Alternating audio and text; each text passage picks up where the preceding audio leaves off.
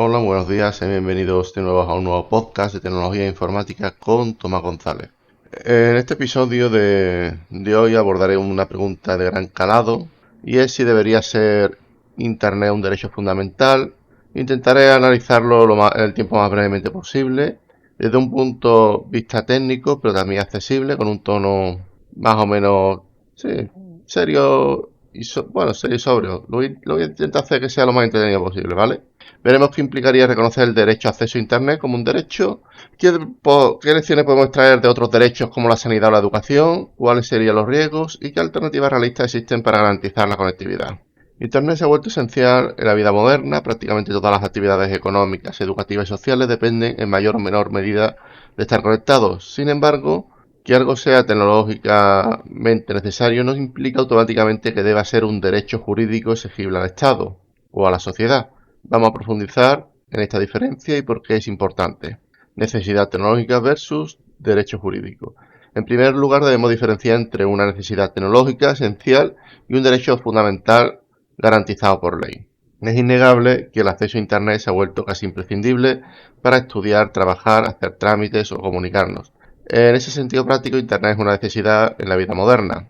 Ahora bien, en términos jurídicos, un derecho fundamental implica que el Estado asume la obligación de garantizar a todos los ciudadanos el disfrute de ese derecho. A menudo, mediante provisión pública o regulación estricta, no todo lo que es necesario en nuestra vida diaria se reconoce como derecho legal ni se proporciona de forma gratuita. Pensemos, por ejemplo, ejemplos cotidianos, ¿no? La electricidad o el transporte público son servicios indispensables, pero normalmente no son gratuitos, ni considerados derechos fundamentales universales. Uno tiene que pagar la factura de la luz o el billete del tren, aunque esas infraestructuras sean vitales. Del mismo modo, podríamos argumentar que hoy día sin Internet no se puede vivir con plena inclusión social, pero de ahí a exigir que el Estado lo proporcione gratis a todos hay un trecho. En resumen, una cosa es reconocer la importancia tecnológica de un servicio y otra muy distinta es definirlo como derecho exigible. Con todo lo que ello conlleva en responsabilidades para el gobierno y la sociedad, esta distinción nos obliga a reflexionar qué implica realmente declarar Internet como un derecho fundamental. ¿Significaría que el Estado debe proveer conexión gratuita a toda la población del mismo modo que garantiza la educación básica o la atención sanitaria en muchos países? Antes de responder, conviene aprender de experiencia con otros derechos sociales para entender los desafíos prácticos de garantizarlos de forma universal, ¿vale? El caso de la sanidad en España, un derecho pero con problemas prácticos. Tomemos como primer ejemplo sanidad pública en España. La Constitución española reconoce el derecho a la salud y en la práctica España cuenta con un sistema nacional de salud universal. En un principio todo ciudadano tiene derecho a la asistencia sanitaria financiada por impuestos. Este logro social sin duda positivo nos muestra también la dificultad de hacer efectivo un derecho en el mundo real. Aunque la sanidad es un derecho reconocido, eso no hace que automáticamente sea perfecta ni gratuita en términos absolutos. Tiene costos enormes de infraestructura, personal, mantenimiento y sufre limitaciones presupuestarias. De hecho, en los últimos años la sanidad española ha enfrentado problemas de financiación insuficientes y se traduce en personal sanitario sobrecargado, listas de espera más largas y recursos limitados. Amnistía Internacional advertía recientemente que la falta de inversión adecuada provoca el agotamiento de profesionales sanitarios, desbordados, esperas para citas, retrasos en diagnóstico e incapacidad para atender necesidades crecientes, poniendo en riesgo la calidad del derecho a la salud. Es decir, tener derecho en el papel no garantiza por sí solo su cumplimiento efectivo si no se asignan los recursos necesarios. Asimismo, han surgido conflictos laborales en el sector de salud debido a condiciones precarias, pese a tratarse de un servicio público fundamental. Un ejemplo contundente, los médicos internos residentes, que son profesionales en formación cruciales para el sistema, perciben salarios muy bajos sin las horas extras de guardia. Un MIR, un médico interino residente, de primer año gana alrededor de 1.300 euros brutos al mes, unos 1.094 netos, apenas 100 euros por encima del salario mínimo interprofesional vigente e incluso alrededor de 100 euros por debajo del nuevo salario mínimo interprofesional propuesto para 2025. En la práctica, estos médicos se ven obligados a realizar numerosas horas de guardia, hasta 80 horas extras al mes, para incrementar sus ingresos, llegando a unos 2.445 euros brutos. Pero la carga fiscal sobre estas guardias hace que el aumento neto sea muy reducido. En otras palabras, hay personal sanitario trabajando horas extras cuyos ingresos horarios efectivamente rondan el mínimo legal, una situación insostenible dado el nivel de responsabilidad de su trabajo. No es sorprendente entonces que en 2025 se convocara una huelga médica general en toda España. Los médicos protestaron por sus condiciones laborales, jornadas excesivas, guardias mal remuneradas, exigiendo mejoras a un sistema que, si bien reconoce la sanidad como un derecho, los mantenía en una situación de precariedad, como recogía el país. Los médicos de toda España están llamados a una huelga general contra las condiciones laborales impuestas en el borrador del nuevo estatuto del personal sanitario. En este caso ilustra un punto clave: declarar un derecho como la sanidad no garantiza automáticamente su calidad o la satisfacción de quienes la proveen. Si el Estado no asegura financiamiento suficiente o las condiciones laborales dignas, el derecho acaba realizándose a medias. La lección para el debate sobre Internet es clara. Si Internet fuese un derecho fundamental con provisión pública, habría que evitar caer en los mismos errores. Prometer cobertura universal sin respaldo presupuestario suficiente podría desembocar en conexiones de mala calidad, zonas sin servicio real pese al derecho nominal o trabajadores técnicos mal pagados sosteniendo la red. También vamos a hablar de la educación en regímenes autoritarios, derechos proclamados sin libertades laborales. Vemos otro ejemplo ilustrativo, también en el ámbito de la educación, y centrándose en países donde se declara como un derecho la educación, que son Cuba y Corea del Norte. En ambas naciones, sus constituciones proclaman la educación como gratuita y universal, como un derecho fundamental del pueblo. Sobre el papel, ningún niño queda fuera de la escuela y el Estado garantiza el acceso a la enseñanza. Sin embargo, estas garantías formales conviven con grandes limitaciones en los derechos laborales y civiles, lo que genera contradicciones importantes. En Cuba, desde la Revolución, se ha hecho hincapié en la alfabetización y orgullosamente se presume que de una población altamente educada, pero a la vez el gobierno cubano no permite sindicatos independientes ni el derecho a la huelga de los trabajadores, incluidos los maestros. La reciente Constitución de 2019 omitió explícitamente cualquier referencia al derecho a huelga, dejando este asunto en un limbo legal. En la práctica, eso significa que los docentes cubanos no tienen herramientas legales para protestar o negociar mejoras en sus condiciones laborales. El sindicato oficial el sindicato oficial de Cuba de los docentes está controlado por el Estado, y cualquier intento de movilización autónoma es reprimido. Se trata de un derecho a la educación proclamado para los alumnos, pero sin derecho para los educadores. Las consecuencias son palpables. El salario de los maestros en Cuba es bajísimo, unos $22 para el maestro en general y unos $31 para un licenciado de mayor nivel. Son sueldos que no alcanzan para vivir dignamente, motivo por el cual muchos profesores acaban abandonando la enseñanza o dando clases particulares clandestinas para sobrevivir. Sin embargo, dadas las restricciones del régimen, los docentes no pueden hacer huelga para exigir aumentos ni negociar colectivamente, ya que cualquier protesta sería considerada ilegal. Corea del Norte ofrece un panorama similar o más extremo. La educación es teóricamente universal y gratuita, pero el Estado totalitario controla todos los aspectos de la vida y no tolera ninguna forma de disidencia o reivindicación laboral. Los profesores norcoreanos, al igual que cualquier otro trabajador, carecen por completo de libertad sindical o derecho a huelga. Además, la institución está ferramente ideologizada y supervisada por el Partido Único. Todo esto sucede mientras, paradójicamente, en su constitución se enuncia el derecho al pueblo a la educación. Se trata, en efecto, de declaraciones de derechos que no vienen acompañados de libertades básicas para hacerlo efectivo de manera participativa. ¿Por qué traemos a colación estos ejemplos? Porque muestran que incluso un servicio esencial declarado como derecho, educación, puede funcionar mal si solo se garantiza en lo formal, pero no se cuida la ejecución ni se respeta a los actores involucrados. Un derecho tan importante como la educación pierde fuerza cuando los maestros no pueden alzar la voz ante salarios o condiciones injustas.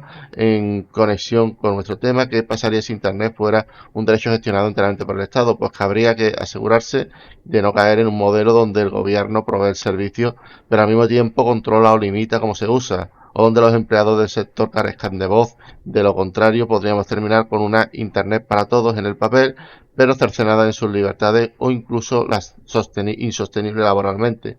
Implicaciones de declarar Internet un derecho fundamental. Ahora entremos de lleno en las implicaciones prácticas de declarar el acceso a Internet como un derecho fundamental.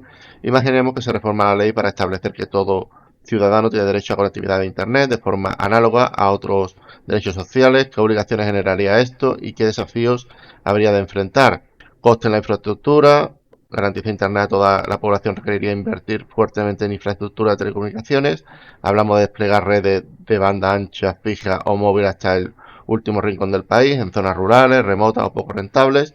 El Estado tendría que costear o subsidiar la instalación de fibra óptica, cableado o antenas. Esto supone miles de millones en inversión inicial y un compromiso permanente de actualización tecnológica.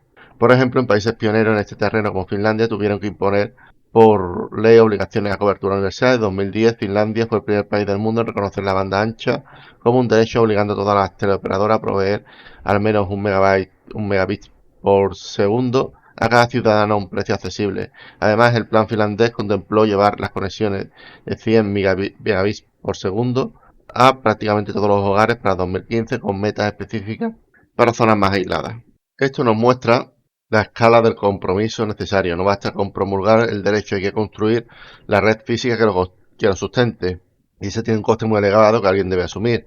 Otra cosa que tenemos que tener en cuenta es el mantenimiento del personal técnico. No solo es desplegar la infraestructura, sino mantenerla operativa y de calidad. Declarar Internet derecho implicaría asegurar que el servicio funcione de forma continua, segura y con una velocidad adecuada. Para ello requieren equipos técnicos especializados, ingenieros, personal de soporte, centros de datos, energía eléctrica, etcétera. Todo este aparato humano y técnico debe ser financiado.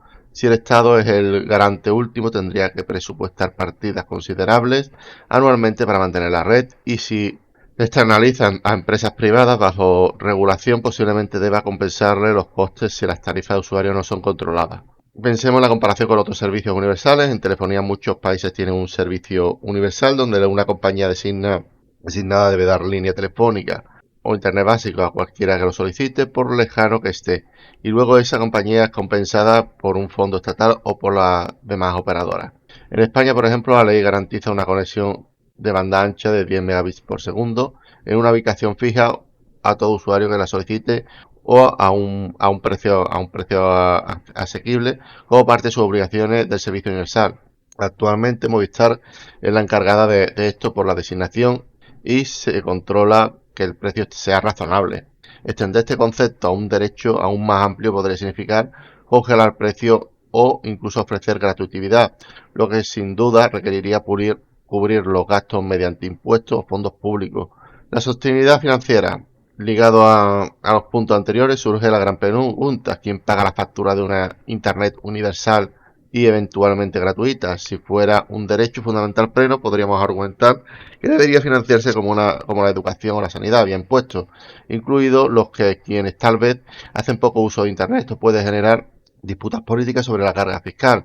Otra alternativa es cargar parte del coste a las empresas privadas de telecomunicaciones, como en Finlandia, imponiendo que extienda el servicio incluso donde no es rentable, pero si no se les permite cobrando al usuario final. Esas empresas podrían exigir subsidios o aumentos en otros conceptos. En pocas palabras, reconocer el derecho implica reconocer el coste. Un error común sería proclamar el derecho sin asignarle presupuesto suficiente, lo cual llevaría a un servicio deficiente. Hay que recordar que incluso en servicios considerados derechos, como la sanidad pública, cuando el dinero escasea, la calidad se resiente.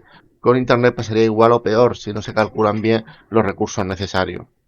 Definición del alcance de derecho. Otra implicación sería definir qué se entiende exactamente por acceso a Internet como derecho. Bastaría con conexión de baja velocidad para usos básicos, como correo electrónico o WhatsApp, o estaríamos hablando de banda ancha de alta velocidad para streaming, videoconferencia, etc. En Finlandia empezó con 1 megabit por segundo como mínimo legal, y eso ya marcó un precedente. En la actualidad muchos considerarían 1 megabit por segundo totalmente insuficiente para garantizar el ejercicio pleno de otros derechos como la educación en línea, teletrabajo, etc. La ONU ha discutido el derecho a acceso a Internet en relación con la libertad de expresión e información, y aunque no lo ha declarado formalmente un derecho humano autónomo, sí lo ve como facilitador de derechos. Esto sugiere que de hacerse derecho tendría que asegurar calidad y neutralidad, no solo la conexión simbólica, y cada escalón extra de calidad implica más costos de infraestructura. Resumiendo esta sección, declarar Internet un derecho fundamental comprometería al Estado a invertir fuertemente en redes y a garantizar su funcionamiento continuo. No es algo que pueda lograrse solo con voluntad política declarativa, requiere planificación técnica y presupuestaria a largo plazo, y si no se hace bien corre peligro de quedarse en derecho nominal como una promesa incumplida. Riesgo de efecto secundario de un derecho a Internet mal implementado. Analicemos ahora los riesgos potenciales de convertir Internet en un derecho fundamental sin un diseño cuidadoso.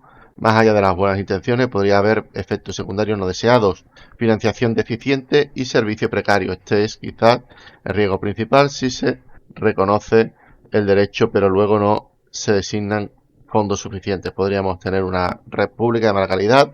Imaginemos conexiones gratuitas pero extremadamente lentas o frecuentes caídas por falta de mantenimiento. Sería un paralelo a lo que ocurre con algunos sistemas públicos saturados. Se garantiza el acceso en teoría, pero en la práctica la experiencia es insuficiente. Un derecho a Internet subfinanciado podría traducirse en brechas digitales persistentes, zonas rurales con ancho de banda irrisorios y colapsos del servicio cuando aumenta la demanda y no hay inversión para la ampliación. Esto erosionaría la confianza de la gente en el propio derecho. Recordemos que en el caso de la sanidad, profesionales y pacientes sienten que el sistema está fallando cuando no se invierte lo necesario. Con Internet podría pasar igual o más rápido, dado el ritmo de crecimiento del tráfico de datos.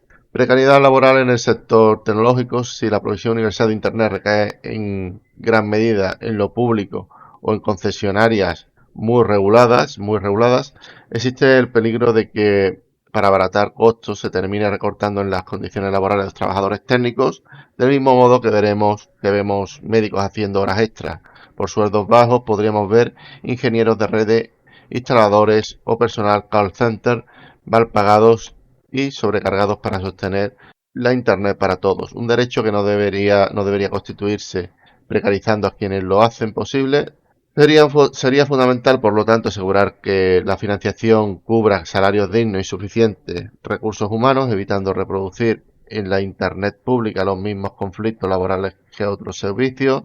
Control estatal y censura. Este riesgo añade a la libertad de Internet. Si el Estado es el proveedor garante principal de la conectividad, podría tener tentación de controlar el flujo de información con la excusa de la seguridad o el interés público.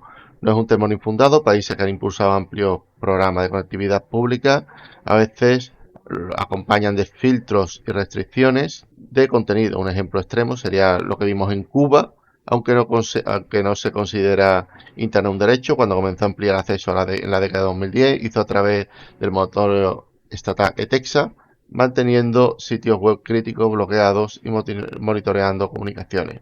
Un informe de 2017 de Amnistía Internacional señalaba que en Cuba se bloquearon al menos 41 sitios web, todos con algo en común: expresaban críticas al gobierno cubano, trataban asuntos de derechos humanos o facilitaban eludir la censura, o incluso mensajes de texto con palabras como democracia podrían ser filtrados por la empresa estatal Cubacel. El control de la conectividad por parte del Estado abre la puerta a la censura política, lo cual sería un gravísimo retroceso si ocurriera en países democráticos. Garantizar el derecho a Internet tendría que ir de la mano con mantener la neutralidad en la red y la libertad de expresión, evitando cualquier deriva hacia un Internet paternalista donde el gobierno decida qué contenidos son aceptables. Dependencia y falta de competencia. Otro posible efecto es que al declarar Internet un derecho fundamental y quizás gestionarlo públicamente, se podría desincentivar la inversión privada o competencia en el sector. Si el servicio público o universal ofrece una cierta conexión básica o gratuita o muy barata, ¿qué pasará con las empresas que venden paquetes premium? Es factible coexistir, como ocurre con la sanidad pública y la privada, pero habría que equilibrarlo bien para que los usuarios no queden solo con la opción pública mínima. Una competencia saludable puede impulsar mejores tecnologías y precios. Por eso algunos expertos sugieren que es mejor garantizar un mínimo universal que monopolizar toda la provisión. La clave sería que el derecho no mate la innovación ni la mejora continua del servicio. En suma, estos riesgos nos advierten de que un derecho a Internet mal gestionado podría derivar en un servicio deficiente, trabajadores descontentos o restriccionar la libertad online. No se trata de oponerse al principio de garantizar acceso, sino de subrayar que la forma en que se implemente es crucial. Propuestas realistas para acercar Internet a todos. Después de examinar pros y contras e incluso amenazas, cabe preguntar si hay alternativas o pasos intermedios realistas para lograr que todo el mundo tenga acceso a Internet sin necesidad de declararlo un derecho fundamental gratuito. La respuesta es sí. De hecho, muchos países y organismos están aplicando estrategias en esa dirección. Aquí resumo algunas propuestas pragmáticas: subsidios focalizados a quienes más lo necesitan en lugar de la gratuidad universal, tiene más sentido destinar recursos públicos a ayudar a hogares de bajos ingresos o colectivos vulnerables a costear Internet. Por ejemplo, en Estados Unidos el gobierno lanzó durante la pandemia un programa de conectividad asequible que luego hizo permanente. Este programa ofrecía $30 mensuales de subsidio para que las familias de bajos recursos pagaran su factura de Internet o telefonía, además de hasta $100 para la compra de un dispositivo. Unos 23 millones de hogares se han beneficiado de estas leyes, reduciendo significativamente la brecha digital hasta que los fondos comenzaron a agotarse en 2024. Este tipo de medida focalizada garantiza que nadie se quede sin conexión por motivos económicos, pero al mismo tiempo no sobrecarga al Estado con pago de la factura de todo el mundo. Los subsidios pueden ser directos al consumidor o mediante tarifas sociales ofrecidas por las compañías con compensación gubernamental. Obligaciones del derecho universal para operadores. Ya mencionamos anteriormente que este enfoque que se aplica en Europa y otras regiones consiste en imponer por ley que las empresas de telecom aseguren cobertura básica a todos los ciudadanos con cierta velocidad mínima y a precios razonables. El Estado puede designar una operadora incumbente o repartir la obligación y luego compensar con el neto de esa universalización. En España, por ejemplo, garantiza por ley 10 megabits por segundo a todo hogar que lo solicite a precio asequible, vigilando que así ocurra. Muchos países de la Unión Europea están elevando ese estándar. Este enfoque gratuito, este enfoque que hay aquí en España, la importancia de Internet sin programarla gratuito, pero sí impide que haya zonas de colectivos totalmente desconectados por desinterés comercial. En una manera de equilibrar el mercado con la equidad, todos tienen derecho a un mínimo, pero pueden contratar más velocidad o servicios premium si así lo desean. Programas de alfabetización digital y acceso comunicativo. Garantizar el acceso no es solo tema de cables y wifi, también de conocimiento y motivación para usar Internet. Una propuesta complementaria es tratar la alfabetización digital casi como un derecho en sí mismo, es decir, que el Estado ofrezca la formación gratuita para cualquier ciudadano, aprenda a utilizar herramientas digitales básicas. Además, se pueden habilitar centros de acceso público, bibliotecas con ordenadores conectados, puntos wifi libres en plazas o transporte, telecentros en zonas rurales, etc. Así, aunque una persona no tenga internet en casa, podría conectarse desde estos lugares. Muchas ciudades han implementado zonas wifi gratuitas en espacios públicos concurridos. Si bien esto no reemplaza una conexión domiciliaria, sirve de red de seguridad para que nadie quede incomunicado. Invertir en alfabetización y puntos de acceso es mucho más económico que dotar a cada hogar de una línea gratis y puede ser un gran paso hacia la inclusión digital. Tarifa asequible y modelo sostenible. Otra propuesta es trabajar en conjunto con las operadoras para crear planes de bajo coste para la población vulnerable, sin llegar a ser gratis, pero casi. Por ejemplo, planes con velocidad limitada o datos limitados a precios muy bajos, suficientes para ciertas tareas esenciales. Esto podría financiarse en parte con un fondo común. Lo importante es que cualquier persona pueda permitirse al menos un plan básico. Derecho a Internet no tiene por qué equivaler a gratuidad total, sino a posibilidad real de conectarse. En algunos debates se menciona la frase garantizar el acceso más que declarar la gratuidad. Esto implica políticas tarifarias y de mercado que fomenten la competencia para bajar precios, regulación de la neutralidad de la red para evitar costos ocultos, etc. Participación privada y comunitaria. Finalmente, una propuesta innovadora es apoyar redes comunitarias y soluciones locales, por ejemplo, cooperativas vecinales que montan su propia red wifi compartida o iniciativas de municipios que aprovechan infraestructura pública, postes, azoteas, etcétera, para extender señal. El Estado puede facilitar permisos y pequeños fondos para estas iniciativas de conectividad comunitaria, que suelen ser muy eficientes en áreas donde las grandes empresas no llegan.